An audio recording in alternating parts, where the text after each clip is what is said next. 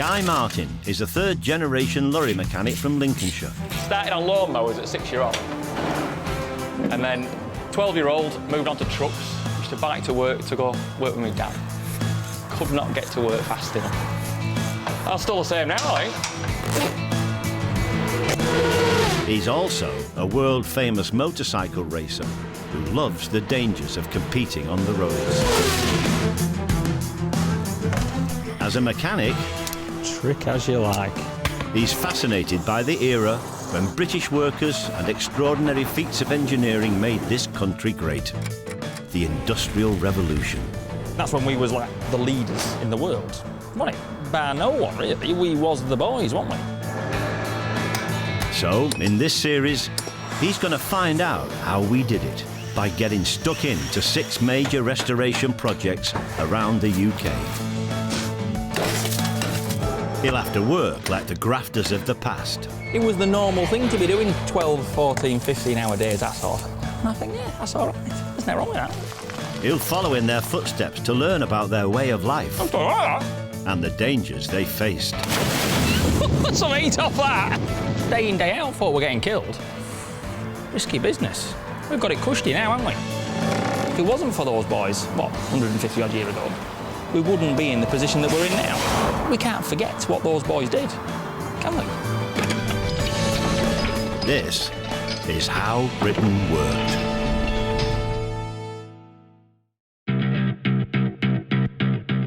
There's one Industrial Revolution invention that's outlived any steam engine or cotton mill. And it's something millions of us still enjoy to this day. The Great British Seaside Holiday.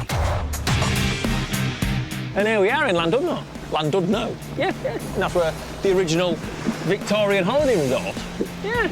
I don't think much has changed, really, has it? We haven't always flocked to the coast. The tradition was born in towns like this.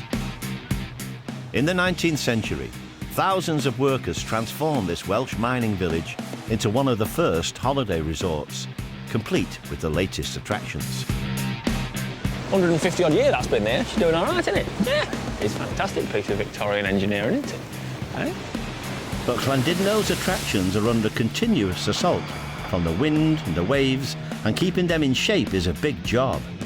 Guy's here to help a dedicated team get the resort up to scratch for the next summer season. Yeah, let's get stuck in here. The pier needs much of its metalwork replaced. Proper grafters out. Oh, I'll be with them. I'm not chickening out. The 110-year-old tram, one of the few left in the country, needs a major overhaul. Feel at home now. Liquid engineering. The centrepiece of the Victorian fun fair is in bits and in a warehouse 70 miles away. I don't care if I'm 30-year-old. I'm going down it. And Guy has volunteered to take part in the season's opening Promenade concert. A challenge that's worrying him more than any of the others. Oh, yeah. Oh, the pressure. The pressure. I cracked under the pressure.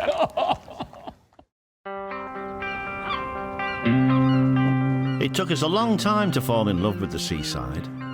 For centuries, it was where fishermen worked and ships docked. It was simply not the place where you went to have fun.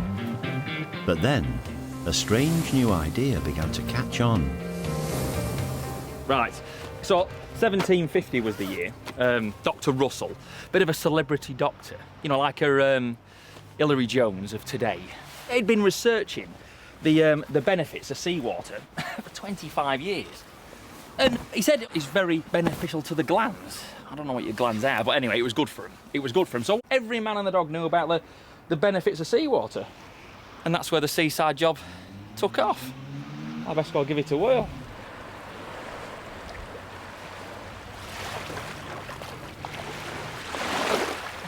No benefits yet. Bloody freezing.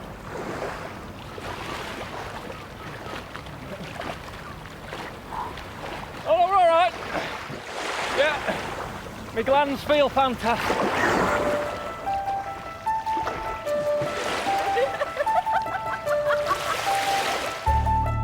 The rich were the first to take up the new craze. But once the railways came, ordinary workers could afford the journey to join them. People flocked to the big new resorts like Blackpool, Scarborough and Cleethorpes. In 1848, the railway reached Llandudno. In a few decades, it transformed itself into a holiday hotspot, its spectacular coastline set off by the longest pier in Wales. Today, 130 years after it was built, that pier needs work. The original metal structure holding it up is badly corroded, and Guy's first job is to help give it a major overhaul. Hell of a job. Hell of a job. By the start of the 20th century, there were 100 piers in Britain, each a triumph of engineering. Early holidaymakers were often nervous of the sea. Many couldn't swim. But on the pier, you could be close to the waves in perfect safety. In the years since then, neglect, damage by ships and fires have destroyed more than half of Britain's Victorian piers.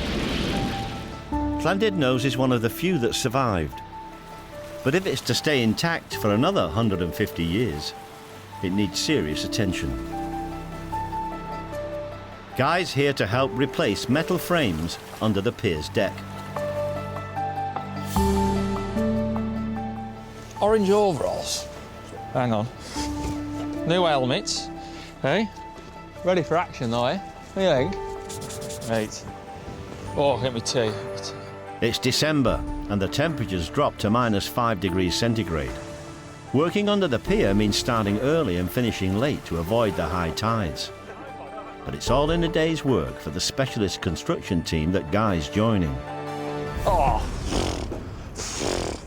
There's no central heating out here, boy. Hey? Look at those proper grafters, them. Hey, won't want to fall out with them.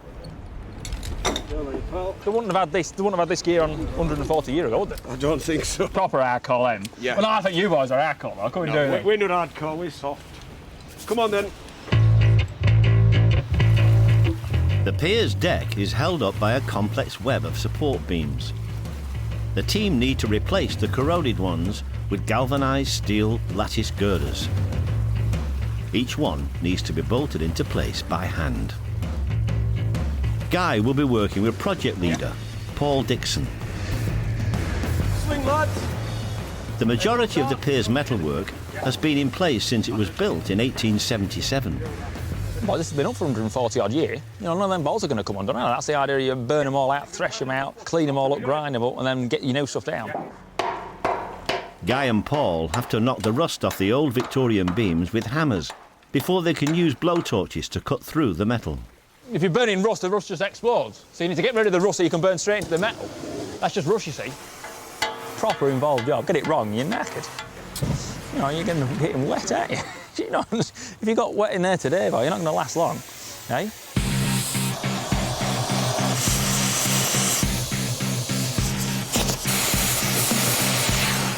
One invention made piers possible. To withstand the enormous power of the sea, engineers had to find a way of fixing the legs firmly to the ocean floor. The solution was the screw pile. Alex Mitchell, 1830, came up with this idea of piles. You can't just dump a load of concrete into the water. You know, you have to make a firm foundation in the seabed. So by that, you need to pile something into it. So it was just like a great ginormous bolt to just screw it into the seabed.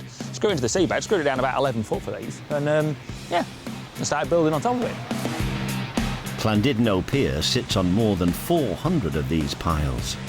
An expert team was shipped in from Glasgow to sink them. Construction took a full year. Once the old parts are removed, new brackets are fitted. These have been prefabricated to speed up the job and give the team a fighting chance of fitting them before the tide comes in. Put the nuts on the other side, guys. Oh, sorry, Yeah, sorry. so when it turns around, they'll be on this side, mate. Sorry, boy. So go on, what do you reckon? Have I got the makings of a pier worker, so, boy? mate. It's good to have somebody who'll just get on with things. You know, You reckon? there's that many people just sit back and let you get on with it. Isn't there, lads? I could proper get into this.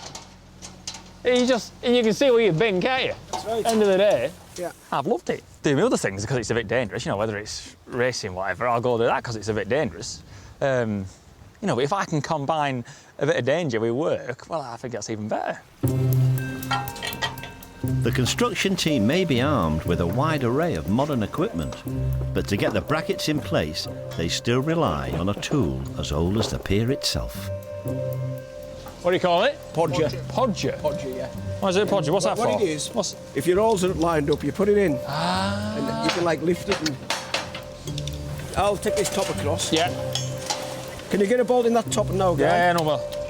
These fellas that put the job up originally, boy, what do you make on them? They must be being fantastic workers in them days, really. Well, yeah, they're half the gear that you boys have, isn't it? They'll have no gear whatsoever compared to what we've got.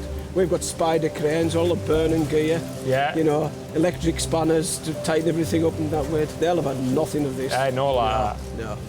Everything's just down to brute force. I think that's why everybody's getting smaller these days. Hey, you're not wrong there, are you? Well, I say that a lot full out of any of you boys, though. Hey? After 4 hours working in sub-zero temperatures, just one very small piece of support section is complete, leaving a great deal more to be done before Llandudno Pier is anywhere near ready for its summer season. Right enough.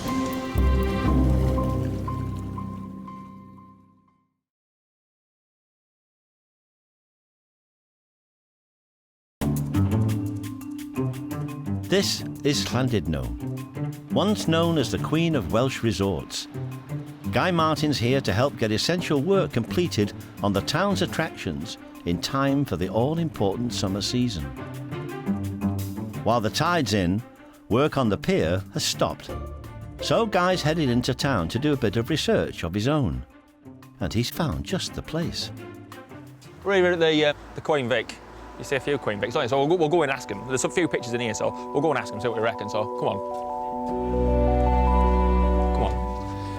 Let me squeeze through there. All right, mate. All right, let's have a look at tea. Yeah. Have a look at these here.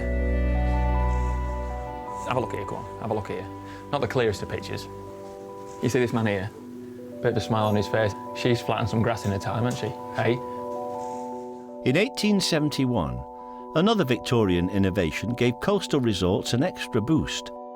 The Bank Holiday Act gave all families in England, Wales and Ireland 4 days off a year. It was a chance to let your hair down at the seaside, but not, it would seem, to take your clothes off. Look here. Look here. They just look like they've come from a tea party or something. Look at them. What's she dressed in? This is, you know, the end of the Industrial Revolution. We didn't know much about holidays, did we? It was all work, work, work, work. You know, so it was like we weren't used to going on holiday. And she's going dressed to go to the, you know, go to dinner with the Queen or something. So he's done it. He's just very, very uptight, very British. But that's, you know, I'm very known for being very stiff upper lip, aren't we? Very, you know, nothing bothers or any of that. Around the same time, some workers got a chance to spend more than the odd day at the beach. Factories and mills began closing for a week each year for maintenance. Staff were given the time off, unpaid of course. By the early 20th century, these Wakes Weeks, as they were known, were commonplace, and in some parts of the country, the tradition still survives today. Yeah, it's good, isn't it? A bit more interesting than the usual holiday photos. No red socks and sandals and no pints of beer, so yeah. One of Llandudno's most impressive features is the rocky headland that rises above the town, the Great Orme. The view from the top is stunning, but for those Victorian holidaymakers, sweltering in layers of heavy clothing, it was all but out of bounds. The walk up is hardly what you'd call a gentle stroll. I reckon. Don't knock it till you've tried it. Guy wants to get a feel for what it would have been like to struggle up here under the weight of your Victorian Sunday best. Again, I'm blowing a bit though. But he's decided he'll carry the hat, the parasol, petticoats and full-length dress, rather than try them on. You want to be walking up this, well, it's the Great Orme Hill. You want to be walking up here. It's 1 in 4, this is. 1 in 4. 20 odd kilos, that's nearly as much as a bag of cement. Hey, that's where the tram came in. To save visitors from the climb, a tram system was installed in 1902. it was an instant success, carrying 130,000 passengers in its first year. It's all right me carrying this fancy frock up here, isn't it? Hey, but what about the lads building this? I mean, just the cable, it took 12 horses to pull the cable up here. That's fair going, is that, isn't it? Hey, not easy. They're stuck with it. They're stuck with it. Llandudno's is one of the only 3 surviving cable-operated street trams in the world. John Platt is the man in charge of keeping it going. Your hands could tell a story though about That's all right, that. the man's house. That's how they should be, that. Yeah. Keep nice and soft. Better than any hand cream. The tram uses a funicular system. This offers a clever solution to a tricky problem: how to get coachloads of tourists up a steep hill without building an engine as big as a house. It does it by changing the hill from a problem into a solution. The 2 tram cars weigh exactly the same and are connected by a loop of cable which runs all the way up and back down the track. As gravity pulls one car downhill, its movement helps to pull the other car uphill, and it only takes a small motor to give it the extra boost it needs. We get away with an 80 horsepower steam engine, you know, which, you know, in the Victorian age, we're used to everything being massive and very over the top, aren't we, really? But no, not here. Very understated, yeah. Bit of ingenuity. Before the tram faces another season, Guy and John have to give it a full service. The first job is to replace the heavy-duty rollers, called hats, that guide the cable connecting the trams. Right, so go on. This one here, we're sort of looking at this. We can see now that the rope's worn through it and actually started cutting a groove into the hat itself. So we'll have that one out. Can you see it? Do you want to come down and have a look? Do you want to come down and have a look? Yes. Oh, look at that. You ready? That's it, yeah. So what do you reckon to all this engineering? I mean, all this is, it's still like the original. It's the original idea Yeah. to what it was 110 years ago. As I say, I think they're absolutely amazing, the way that they sort of worked it out. Them guys sort of designed this with a pencil, piece of paper. No computers. No computers. No. All that rubbish. It's and it's right. With only a single cable stopping the trams and their passengers from careering off down the hill, there's one bit of the system that's crucially important: Knock it through. the brakes. There you go. And it's here that lorry mechanic Guy is on familiar territory. Where are we going? On bench. There's a bit of weight in it, isn't there? Yeah. Not too bad.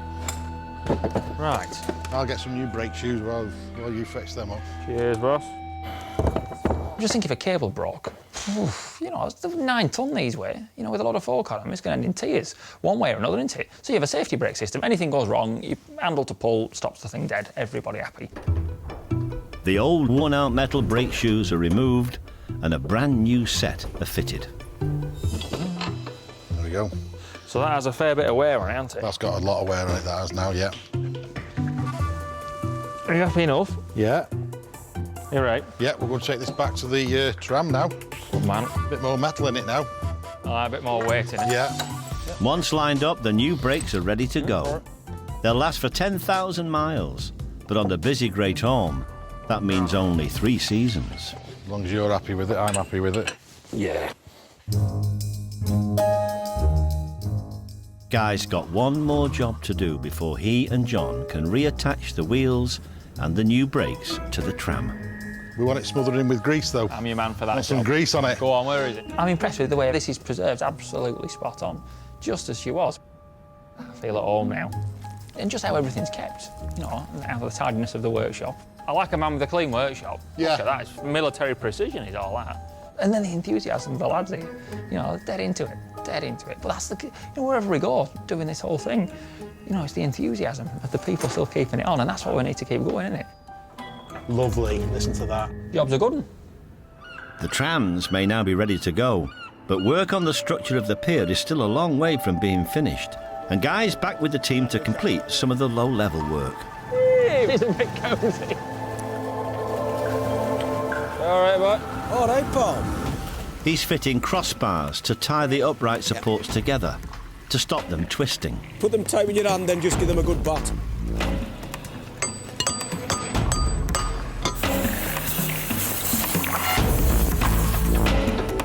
Once he's bolted them in place, he has to coat them with tar. This waterproofs the new joists, protecting them when they're underwater. Pier building reached fever pitch during the 1860s and the 1870s.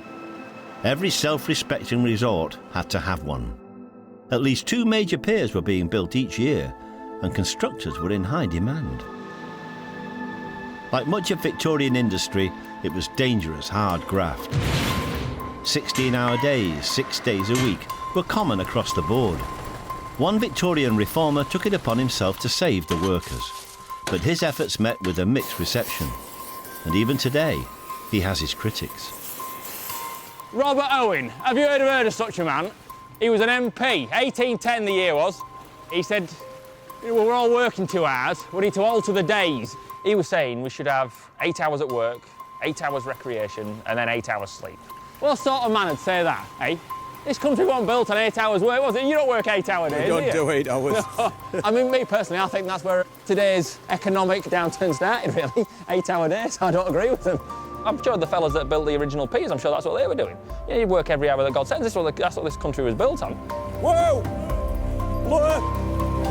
Load off! Many Victorians felt equally sceptical.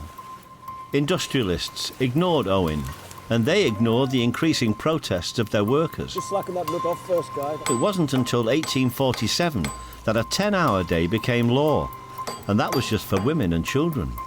The tide's coming in, so we're going to pull my finger out. I don't mind talking to you, buggers, right? Hey, there's plenty of time. It's only a guy who's going to get wet. Work on the pier is very much on track to be finished in time for the summer season. And when that season starts, it'll kick off with a concert on the Promenade. In Victorian times, Llandudno's seaside concerts were massively popular. One visitor, a young Henry Wood, liked them so much that he took the idea to London and launched a great tradition that still exists today. He was down there and he saw all this taking place and he thought, right, this will catch on this. Took it back to London, you know, the whole idea of the, you know, the Promenade Orchestra. And Last Night of the Proms, you've heard of that, haven't you? My dad loves it.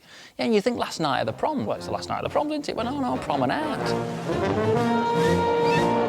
Thanks to the engineering breakthroughs of the era, the instruments used by the orchestras at these concerts were changing too, as music maestro David Evans demonstrates to Guy.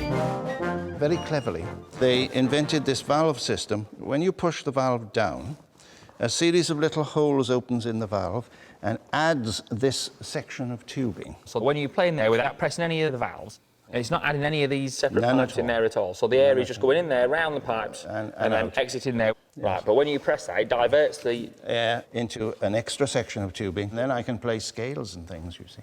Go on, can we have the scales?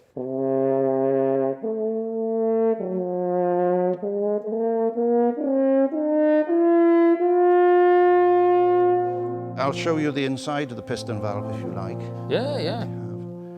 Now, this is interesting from your point of view of your technology.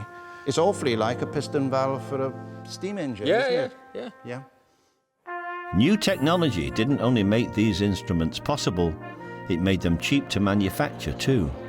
Working class communities right across Britain could afford to start their own brass bands. By 1900, almost every town and city in the country had one.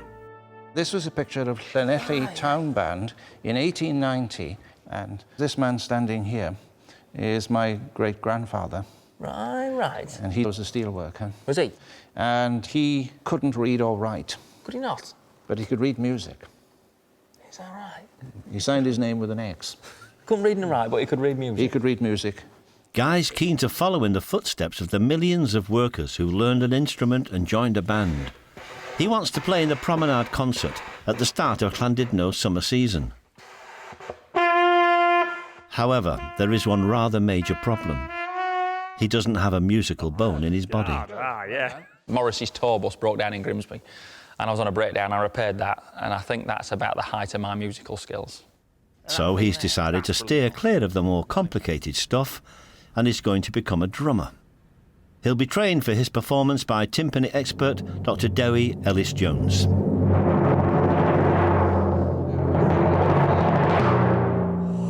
How odd trick was that? If you maybe try and hit it in the centre. Oh, yeah. The man has got the patience of a saint. And when it comes to me having rhythm, I have no rhythm at all. So we go 1 and 2 and 1 and. A bit too slow. The machine timpani, or kettle drum, was another product of the new Victorian technology. Levers and pulleys meant that the skilled musician could change the pitch of the drum while he was playing. But for Guy, Dow is keeping things nice and simple. 1, 2, 3, 4. Okay. Wrong way round. Yeah. Yeah? Yeah. At his concert, Guy will be playing Elgar's classic Pomp and Circumstance, always a prom's favourite. When's my bit? Is that my bit there? So you just keep going, yeah.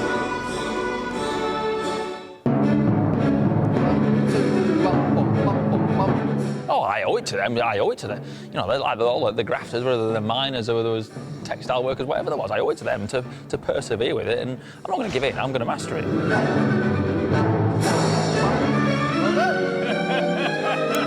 Brilliant. Right, that was what? That was about a third of it. That was about a third of it. So yeah, what have we got? We've got a few weeks yet. A good few weeks. Right. I need to be taking this home. I need to be doing my homework. But thank you very much. I've got a copy. You Right. can take that with you. Thank you very much. Guy Martin is in Llandudno, helping to bring one of Britain's greatest Victorian seaside resorts back to life in time for the summer season. The biggest challenge is the town's famous pier, which needs much of its original ironwork replaced. Guy's taken a shine to the job. Yeah. Well, I get stuck into a bit of that. Hey, why would someone not want to do that for a job, hey? Tonight, they're facing the trickiest part of the job, working right down at sea level on supports that spend most of their time submerged. All right. Guy has to be lowered into place by a spider crane. You can come right in play, mate, if you want. You all right?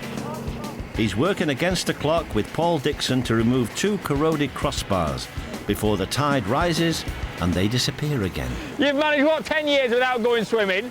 So you haven't done bad, eh?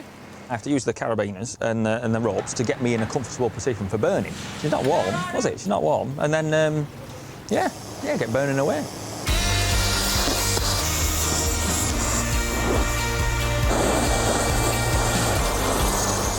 He's just cutting, that's all we're doing, he's cutting. So you use oxygen propane. You get the surface of the metal to start glowing, and then you use the oxygen blast to blast the steel away. I've got a few, what we're calling them, boulder burns, where me lumps of metal have been burning through us, and my nipple's going to be in a fair old state, I think. You see it? But it's all right, it's all part of the job. It's character building. Yeah, he's a keen lad. Yeah, very keen. Once Guy and Paul have removed an old bar, the team on deck lowers a new one for them to bolt into place. Well, this is a new bar coming down. Well, I measured it half hour ago, and then boys have got one knocked up already.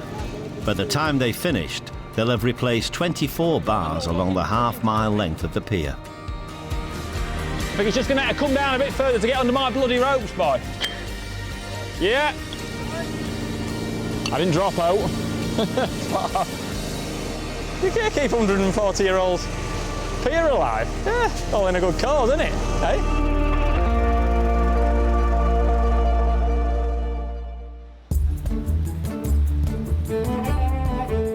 With the pier coming along nicely and the start of the summer season fast approaching, Guy's turning his attention to another of Llandudno's most popular Victorian attractions, the Fun Fair.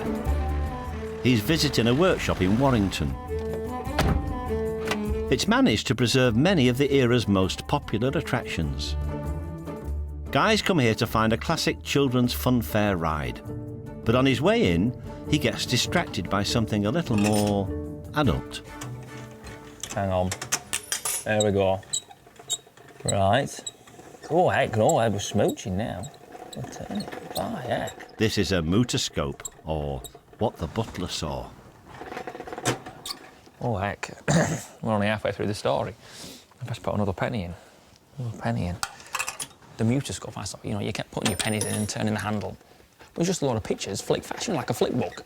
And he kept sort of hinting towards a bit of heavy petting or something like that, which I thought was great. I thought, what is happening there? So I had to keep putting another penny in and turn the handle a bit more. And I thought, he's having me on, he's having me on. But by the time I'd realised I was having me on, I'd spent about the day's wages, I think. Fortunately, there are more wholesome pleasures on offer here too. This is what's actually brought Guy to Warrington, a Victorian Helter Skelter. When these towering rides first appeared, they quickly became the stars of the seaside. That was the thing, because there was no such thing as skyscrapers and all that back then, and seeing this great big 50-foot monstrosity sat on the beach, oh, look at that, there's one of Mablethorpe here. We've got Helter Skelter, a few horses and carts. That's Claire's ice creams there, you see. And then we've got another one here of the famous Skegness. Oh, look at that. That's proper black and white, though, we like that. Helter Skelters, my word. He's here to help get one of the last 2 wooden examples in the country ready to ride again. It's owned by Mike Carroll. Right, Mike, what's the plan? Plan is, what we do every year, we sort of go through the chutes, maintenance-wise. This is the bit of the chute. This is one of the sliding parts where you would come down on. Right, so where do you want me then? So what we're going to do today is just going to sort of basically remove these lats off. Yeah. We've got a few that have got little screws in, so we'll take them off first. Yeah. And then we'll tap off the old runners, and then we'll attach the new runners on there today. Spot and on. Get off. Worn-out wooden runners need replacing on 3 sections of the structure. This involves taking out the old wood and replacing it with thin boards of beech. So we're going to replace all these runners then? Yeah, we're going to take all those out today. Beech is perfect wood for the job. When cut or broken, it doesn't splinter. And the kids, even today, they just stop and stare at it. Even if they don't go on it, they come and their jaw just drops down as they look up to the Helter Skelter. I can remember going on these when I was a kid. You're getting that tatey sack and you get scooting on down. That's it. I can remember being a kid being on them. You're quite attached to her. Yeah, I always say it's like my third arm.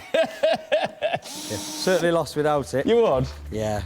Right, what's the plan then? Plan is, put a bit of blubber glue on. Pushy strong stuff, is it? Yes.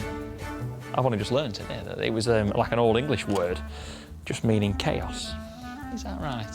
So my life could be a bit of a helter-skelter, couldn't it? But yeah, just chaos. That's good, that. To minimise movement, the beech runners are both glued and screwed to the main frame. The Helter Skelter slide is made up of a mind-boggling series of angles and corner turns, and every one of the 30 wooden sections is different. Who thought of that? It must be some drawing. This was all done, what, 130 odd years ago, wasn't it? The wood may be harder to maintain than modern-day metal equivalents, but for Mike, it's worth the extra effort. It's fascinating, just the work that's involved in it, you know, the workmanship, you know, the character, and the fact that it's just, once it's gone forever. You know, no one's really going to build a wooden one again. I just think we owe it to these fellas to keep it going, don't we? Definitely, yeah. It looks all right, though, doesn't it? Brand new, that. Good as new. Yeah, ready for action, boy. Ready for action. The work's done. Now comes the moment of truth. Will the newly restored sections fit back in with the rest? To check, they assemble the top third of the ride in the workshop. The whole slide altogether is about 7 ton. Is it? Yeah, yeah. So it's 7 ton? 7 ton. It's a fair bit of weight, and that's all man-handled together, then? It's all flat-packed and man-handled, yeah, so it's all carried into place no by hand. Cranes, fork no trucks, lifting, no nothing. man-handled. No, all man-powered. Proper graft, then? It's real man's work. Yeah, yeah. This is good practice for Guy. The next time he builds the Helter Skelter, he'll be 50 feet up above Llandudno's Promenade. You've got to carry these up 50 foot. Hey, 50 foot.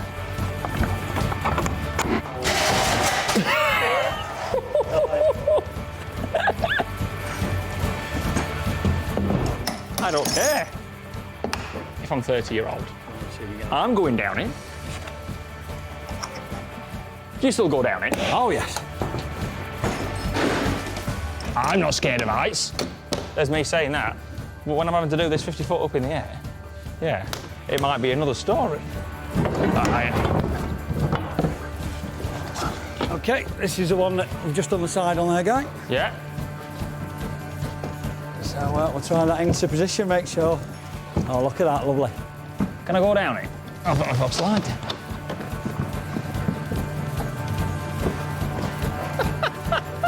out.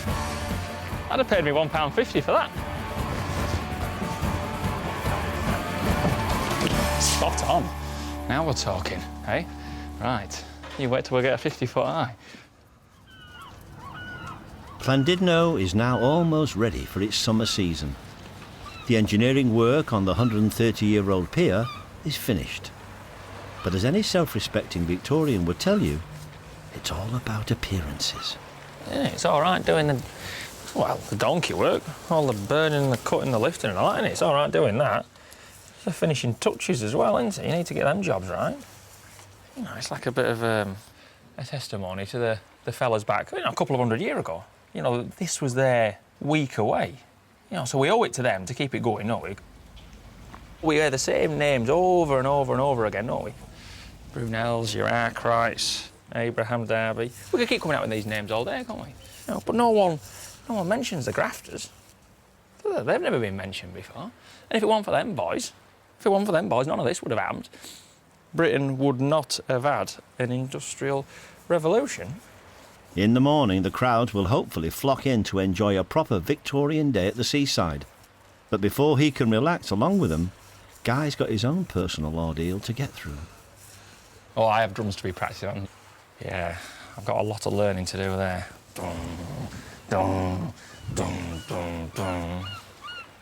Was that right?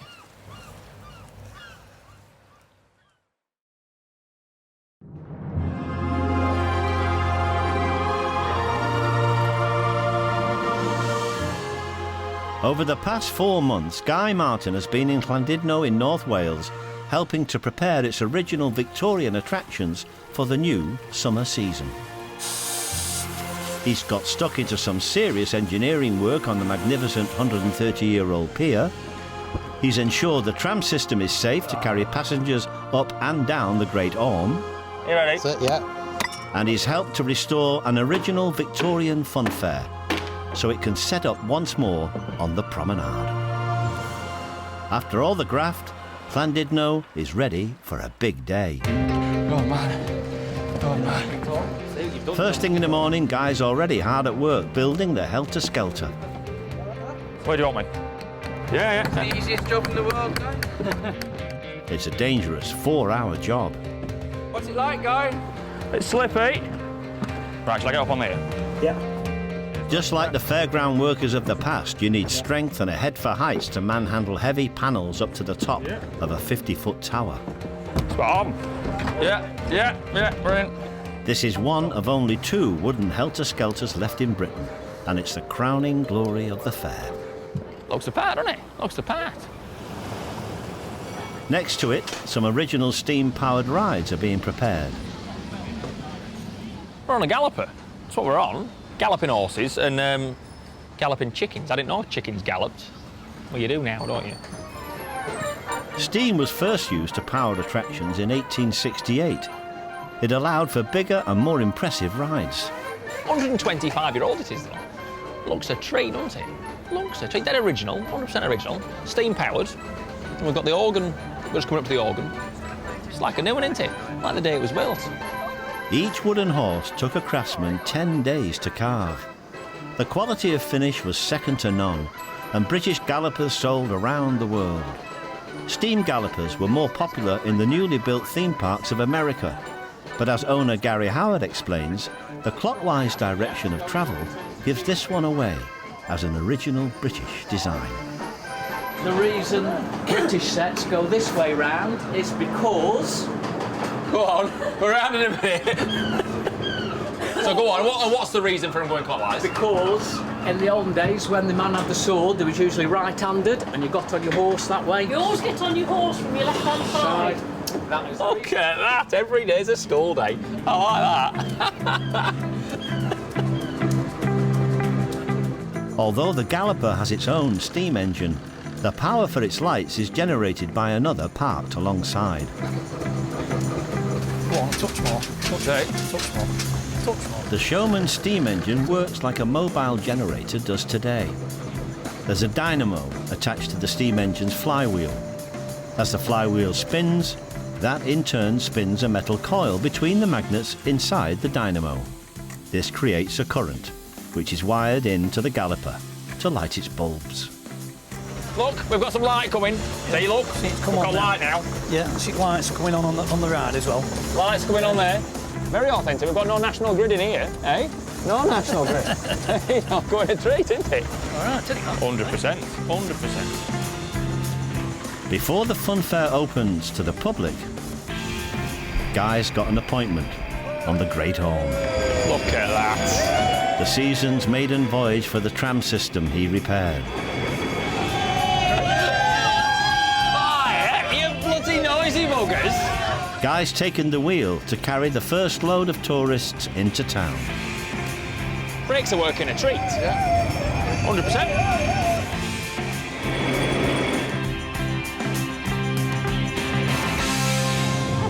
Be careful as you're getting off the tram because the steps are a bit awkward, and take everything with you. So yeah, and most importantly, have a great time. All right. Grand job.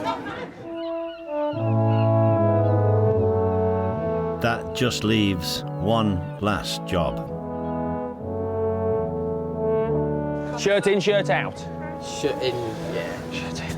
Used to, yeah. Tutor Dewi is on hand for moral support. My mother dressing me for school. Hey? I'm all of a dithery. I am all of a dithery. Don't be nervous at all. There's no need. You'll be fine. Guy will be playing with the Beaumaris Brass Band. Please a mustard though. They're the fourth in the country. Very good band. Are they? Yeah, yeah. Right, let's go for it then. Yeah? Yep, Yeah? let's go for it. Right. Good luck. Thank you very much. Yep. Conductor Gwyn Ellis will lead Guy and the band as they play Elgar's Pomp and Circumstance March. Just keep one eye on me, one eye on your drum. Have you managed? Have you practiced that bit yet?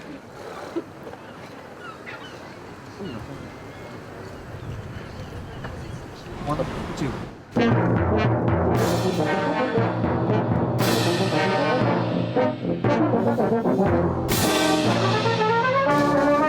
A good start. 5, 6, 7. But then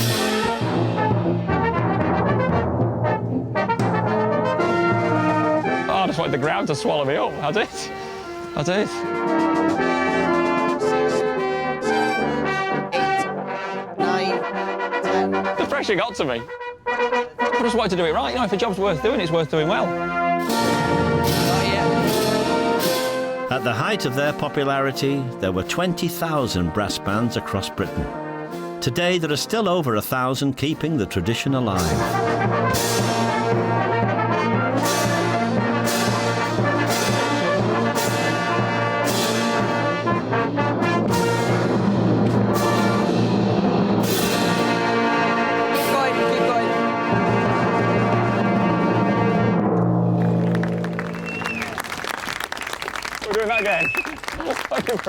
With a strong finish and a happy audience, Guy's done his duty. And he's soon back on more comfortable ground. You fancy having a go? I'll not charge yours. Go on, you have a go on and all, mate. Do you want a hand up? Yeah. Come on, lass, don't be shy. The fairground rides are still as popular as they've always been. Proud moments, like a proud father. There's a few clinging on there for grim death, isn't there? It's all right, it's all right.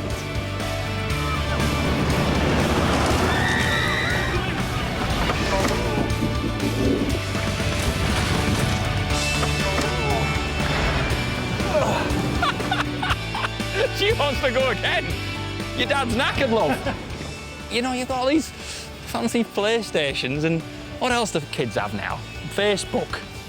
PlayStation and Facebooks and Xboxes and mobile phones. But they're still going, this is over 100 years old, this. Still making kids happy. You ready? Right, we're going. And the hand-cranked merry-go-round, built in 1850, is going down well too. Is that quick enough? No, you want to go quicker? Right. Thank you. No problem, mate. Thank you. No bother. Cheers, mate. Spot on.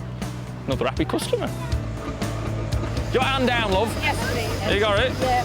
Good lass. Is that all right? Enjoy it. Thanks. Enjoy that. Yeah. That's all right.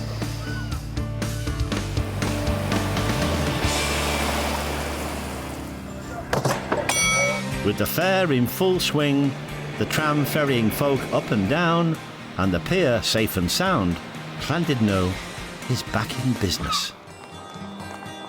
Some pleasures, it seems, are timeless.